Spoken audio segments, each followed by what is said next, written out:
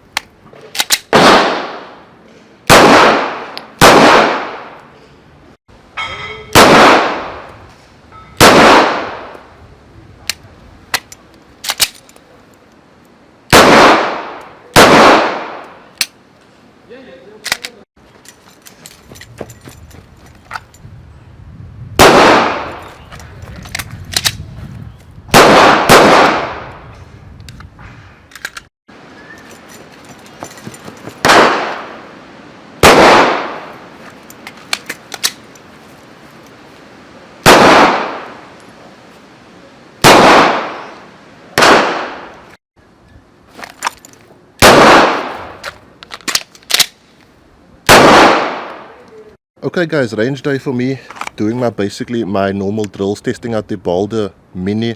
I've been running it with my red dot covered so I can't see my front sight, and I've basically just been running the laser.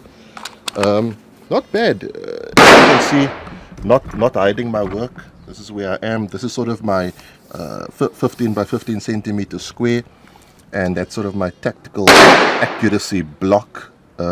As you can see, I don't know what happened over there. Some rounds went awry, but I'm making notes as I go along.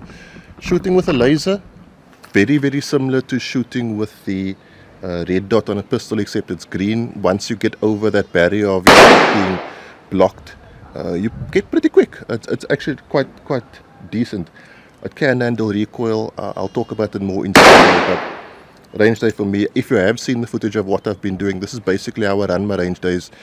I very rarely get to train with the instructor because I'm always filming on the weekends. I try to do as much basic firearm manipulation drills as I can.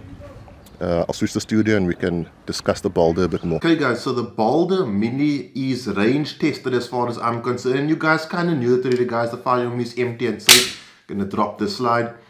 You kind of knew it already, but I felt it prudent that I tested myself. So first of all, one of the things I want to talk about with regards to the BALDR Mini is the weight of it. Not a lot of people talk about it. It's quite a weighty weapon light. It does add a bit of weight to the front end. It feels dense. It's like it's more dense than your PL Mini 2, if you will. It just feels like a more weighty, meaty weapon mounted light. So not a lot of people said that if you are going to buy the BALDR Mini, understand there is going to be a bit of frontward weight to it that not a lot of people mentioned, but I did pick it up. I can tell you, in a Southwest holster, I have gotten over 1,000 draw strokes down with the Southwest holster for the Olight BALDR Mini. This is the Rattler series. The reason I know that is because I run it with these Kieron laser reactive targets, and they work on 100 round increments, and because I'm like OCD about finishing on round number 24 or 37 or 96, I run it at 100 rounds. So I can tell you, I've done it for more than 10 days. I've got 1,000 draw strokes down with the Olight BALDR Mini. Mine is beginning to look a bit worse for wear. I don't think everybody's will look like that after a while. I'm beginning to lose some paint and it's beginning to get all scratched up and dinged up, which I think actually looks cool. But if you don't like that look, 1,000 draw strokes is going to get you a bit more scratchiness. So with the range footage, as you saw, I am where I am. I don't really hide where I am in my training evolution because it's a constantly changing thing.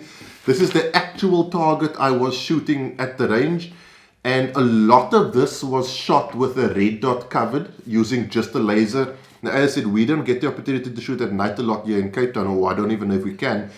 So it was daytime. There was no way my camera's going to pick it up. I tried to get footage of it. My camera's not going to, you're not going to see the laser during daytime shooting. Is what it is, guys. I apologize. I will show beam shots and laser shots a bit later on in the video. This is pretty much where I am, you know. This is the target I spoke to you about last week in my 5.5s video popping up in your screen. Have a look at it. And we've got, it's like a hand-sized target. And this is about 70 rounds. So running it with my dot and covering my dot and running it with just the laser, not bad. Really not bad. And you saw when I was doing my draw strokes, you do tend to get a bit faster using the laser only, and we're going to get to modes which I think make sense and maybe don't make sense. But using the laser only is a lot like a red dot. It just takes you a moment to get over it, like the thought of, okay, my red dot isn't there, but it's green.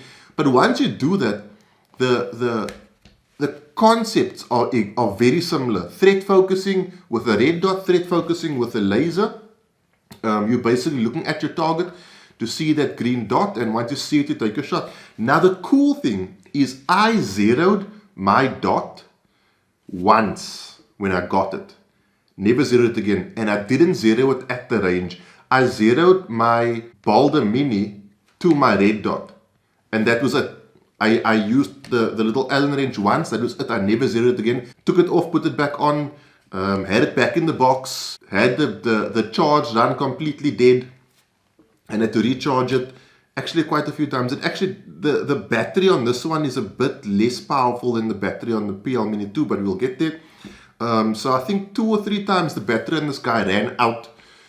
Today being at the range being one of them, just as I finished, the battery ran out, but to be fair, I had it on for quite a while at the range. So zeroing, it will hold at zero. It will hold at zero through 1,000 draw strokes. I can confirm and guarantee. And it will hold at zero through, you know, the range testing you just saw, which is basically the main function and the kind of shooting you'd be running this. This for me is more of an EDC light, more of an EDC weapon-mounted light versus a tactical or long rifle, long gun weapon-mounted light. This is more for your EDC, everyday carry pistol. Maybe a bedside light as well. You could use it for that. A lot of people stick a flashlight on their firearm when they sort of, you know, go to bed at night, so they got something to illuminate should something go bump in the night, which I'm going to talk about as well. Okay, but before we go to that, let's get to lumens and modes. So I'm going to take it off the firearm just for simple manipulation. Basically, same like the PL Mini original and the PL Mini 2. It's got the exact same little toggle buttons. They're not my favorite, okay? I wish they weren't so spongy. I wish it would be like a click, but it is what it is. You got to work with what you've got to work with. They are quite sharp on the edges. So what I am gonna do after this review is I tend to file down the very tips of the buttons, just so that it's not so sharp on my fingers, because I have hands like a child. And then the way it works is at the bottom here. Can you see it? You see that little tab? This slides left and right. Okay. So, and in the center, basically 3 clicks. So basically in the center, you're going to have light and laser. I'm not going to shine this directly into my camera because it's going to, you know, it might mess up my senses. So in the center is light and laser. I'll show you beam shots later on, right? Moving it to the left as I'm sitting, to the left where it is now, is only laser. There you go. And then moving it to the right, my right as I'm sitting now, is, as you can see right there, that is only light. The light is 600 lumens, and you get that 600 lumens for a constant of 1 minute. That is whether you have it with the laser on or off. It then dims down to like 100 for like 29 minutes, and then it dims down even more to like 60 until it dies, and I think that's like after 30 minutes. Max candela is 4225, and max beam distance is 130 meters. That's modes in the box. Let's just get out of the way quickly. You get your usual charging cable. That is your box, and then you get some extras. You also get your instructions, which you don't need after this. By the way, guys, to zero it, you'll see there's two small holes over there. One is elevation and the other one is windage. It has the same rail system that the Olight PL Mini 2 has, so it can more than likely fit most of your subcompacts. I do think the profile on a firearm is better than the PL Mini 2. Like, have a look at this, okay? I think that looks quite nice, looks quite cool and tactical. And then have a look at this. You know what I mean? It just doesn't look right. And I know form is secondary to function, right? But this just doesn't look right as far as I'm concerned. Side note, these rails, if you have the PL Mini 2 and you get the BALDR Mini, these rails are interchangeable. You can swap them out with each other if you want to. I don't recommend you do that because I have no idea what effect it's going to have, but I did try, and you can swap these rails out with each other, but do that at own risk. Yeah, I think the BALDR Mini looks better on the firearm, right? It's got a much better form factor, and it's more flush with the front of the firearm if you're carrying a Glock 19. Which I think is going to be the most common carry pistol for this light platform, just being the most common pistol on the planet. And then obviously, as you know, with Olight, press and hold for momentary and click for constant. Okay, before we get to where I think this really makes a lot of sense, let's roll in some beam shot. So first up, just light. This is across a street, so standard street distance. Not bad actually, really not bad. And then light and laser. You can see that laser pop up there quite clearly, and then just laser. There you go. So guys, that's a standard street length, and that is pretty much more or less my idea of what EDC range is. You know, something like 10-15 yards. It can be further than that, but you are getting out to the further reaches. Now, just so you know, the BALDR Mini will reach out further than 15 meters, the laser. There's a ton of reviews on YouTube. Trust those guys, trust me. It will reach out further than 15 meters. I've actually seen reviews of this thing, the laser aspect of it reaching almost 100 meters. So it, you know, if you do need further distances, it can get there, but 100 meters with a pistol, which is what I think this platform is built for, you know, it's a hard shot, and you've really got to, then you're really going to have to motivate why you're taking a shot at someone 100 meters away. Okay, they're going to have a rifle on them and be a pretty good shot with that rifle to be able to hit you if you're moving. And you're going to have to be an exceptional shot with your pistol to be able to hit a moving target under pressure at 100 meters. So, you know, for me, the BALDR Mini EDC range 10, 7, 15 meters max. Now, I want to roll in some B-roll of where I think the BALDR Mini comes into its own. And that is using it at home, indoors, close distances at night. Now, I used it with the Kiron Laser Reactive Targets. Have a look at this, and we'll talk about it when I come back.